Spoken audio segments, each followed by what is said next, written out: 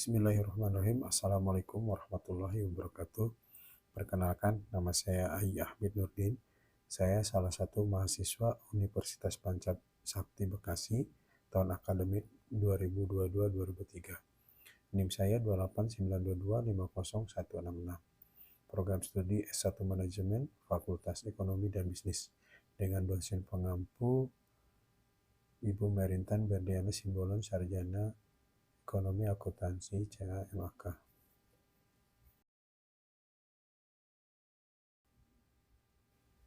Dan materi pembahasan tugas ujian akhir semester pertama ini, yang pertama adalah pengertian akuntansi, yang kedua pengertian akuntansi menurut para ahli, yang ketiga perbedaan akuntansi perusahaan jasa dengan perusahaan dagang, dan yang keempat ada soal tentang transaksi. Pengertian akuntansi. Akuntansi adalah manajemen dasar dalam urusan ekonomi. Hal ini mempengaruhi perkembangan sistematis dan analisis informasi tentang urusan ekonomi suatu organisasi. Bagaimana bisnis mencatat, mengatur, dan memahami informasi keuangannya merupakan akuntansi. Menurut Kamus Besar Bahasa Indonesia atau KBBI, pengertian akuntansi adalah teori dan praktek perakunan termasuk tanggung jawab, prinsip, standar, kelaziman atau kebiasaan, dan semua kegiatannya.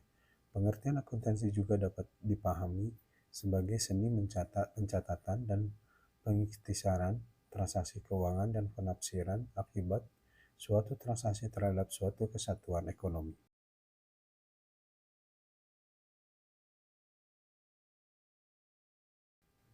Pengertian akuntansi menurut para ahli.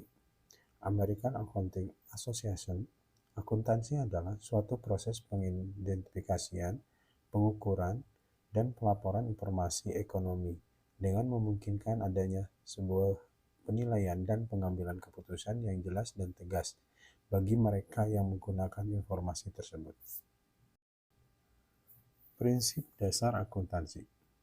Yang pertama, prinsip entitas ekonomi atau Economic Entity Principle. Kedua, prinsip periode akuntansi atau Freud Principle. Ketiga, prinsip biaya historis atau Historical Cost Principle. Keempat, prinsip satuan moneter. Kelima, prinsip kesinambungan usaha atau going concern. Keenam, prinsip pengukuran penuh full disclosure principle.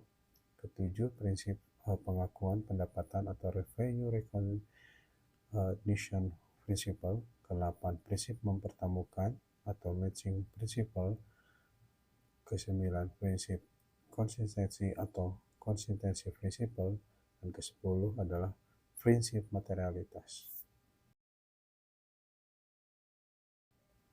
Kegunaan dan manfaat akuntansi. Pertama, memberi informasi keuangan yang secara handal bisa dipercaya mengenal kewajiban, modal, dan sumber ekonomi.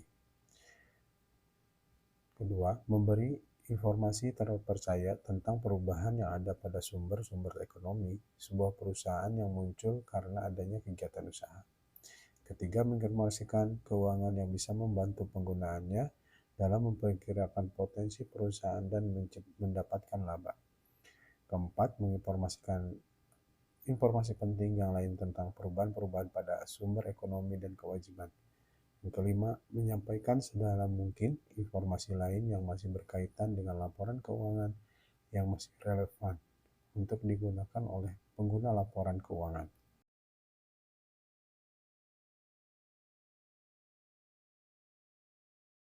Selanjutnya, perbedaan akuntansi perusahaan jasa dengan perusahaan dagang.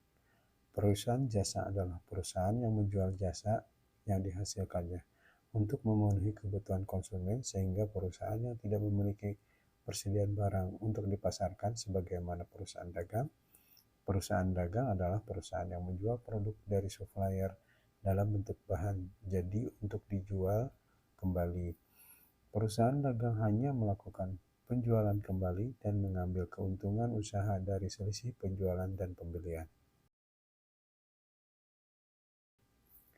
Selanjutnya, perbedaan perusahaan jasa dan perusahaan dagang. Yang pertama, tidak ada harga pokok barang di perusahaan jasa dan tidak ada laporan mengenai harga pokok produksi sehingga tidak ada biaya akuntansi di dalamnya. Kedua, tidak ada persediaan barang apapun di perusahaan jasa karena yang dijual berupa jasa. Ketiga, jika ada pembelian kantor, maka akan langsung dimasukkan ke dalam akun peralatan atau perlengkapan.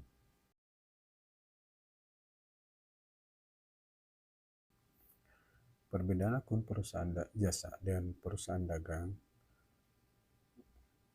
Yang pertama, akun pembelian. Kedua, akun penjualan.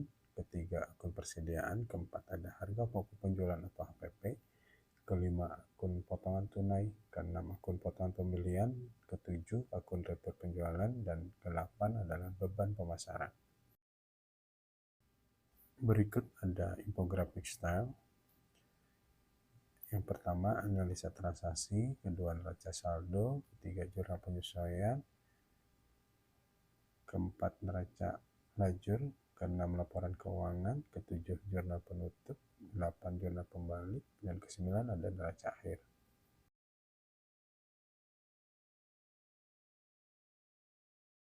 Saldo yang terlampir ini, susunan laporan keuangan per tanggal 31 Desember 2020, yaitu tentang laporan laba rugi, kedua laporan perubahan modal, dan ketiga neraca. Dalam neraca saldo ini ada PD Sinatur setelah penyusunan perusahaan dagang per tanggal 31 Desember 2020, di mana kas sebesar Rp7.247.747, piutang usahanya kosong, persediaan Rp632.736, perlengkapannya Rp10.000, asuransi yang dibayarkan di muka Rp4.250, sewa dibayar di muka Rp100.800, iklan dibayar di muka Rp9.000, tanah Rp9.000, gedung sewa gedung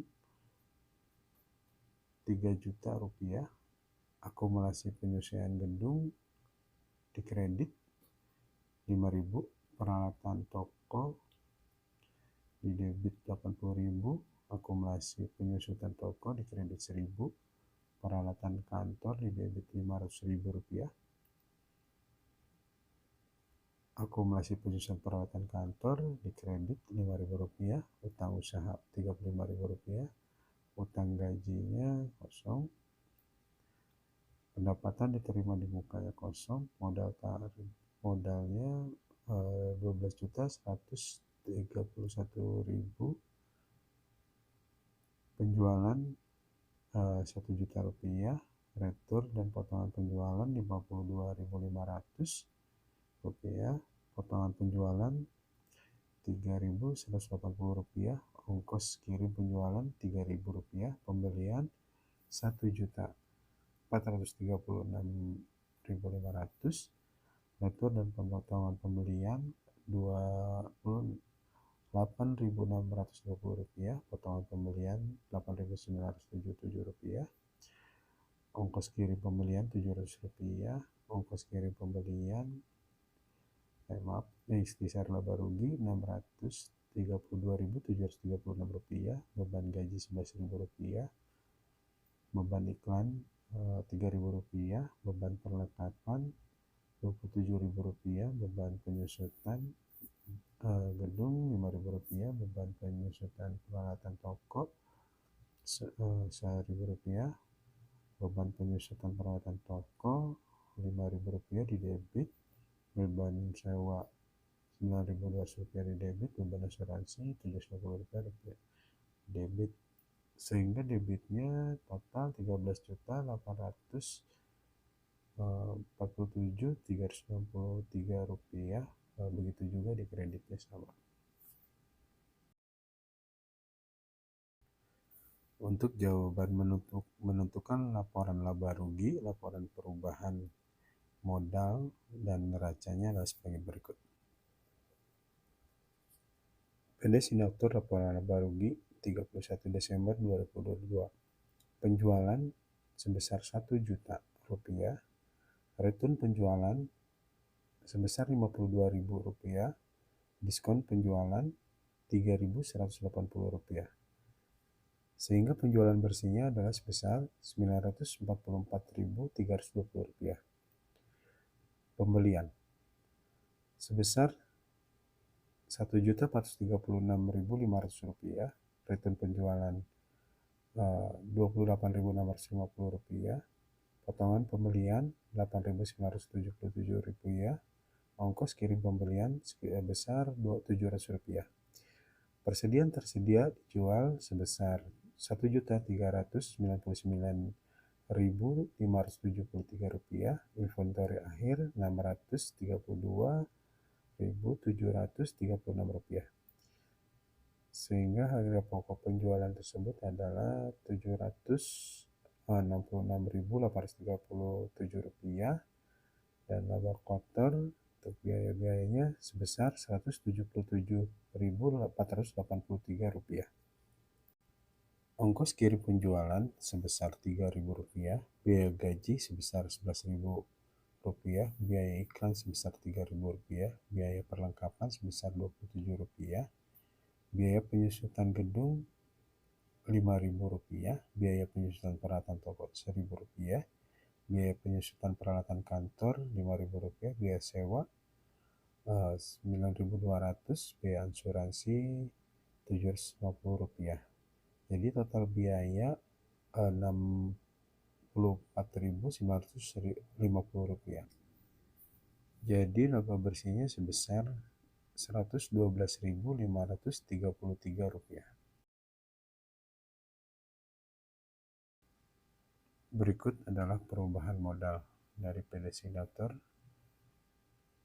Modal sebesar Rp12.131.000 dan laba bersihnya Rp112.533.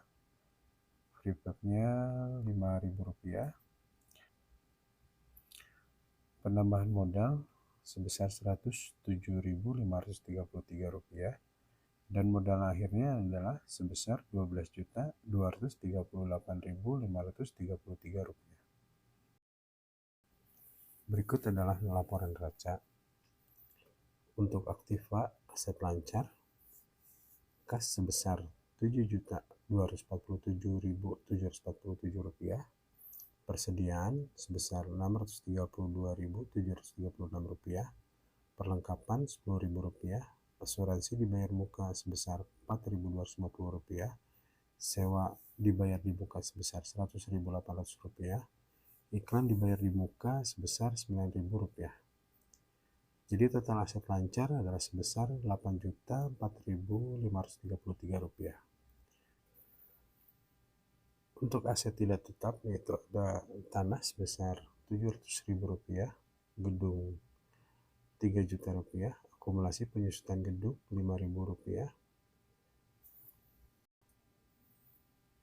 peralatan toko sebesar Rp80.000, akumulasi penyusutan toko Rp1.000, peralatan kantor Rp500.000, akumulasi penyusutan kantor sebesar Rp5.000. Total aset tidak tetap sebesar Rp4.269.000. Dan untuk pasifa utang usaha itu sebesar Rp35.000 dengan modal pasifa Rp12.238.533. Jadi untuk laporan neraca ini dari aktiva, aset tidak lengkap dan pasifanya, total aktiva sebesar Rp12.273.533, dan di pasifa pun balance ya, jadi Rp12.273.533 juga. Demikian untuk pembahasan materi ini. Saya Afid Nurdin, terima kasih. Assalamualaikum warahmatullahi wabarakatuh.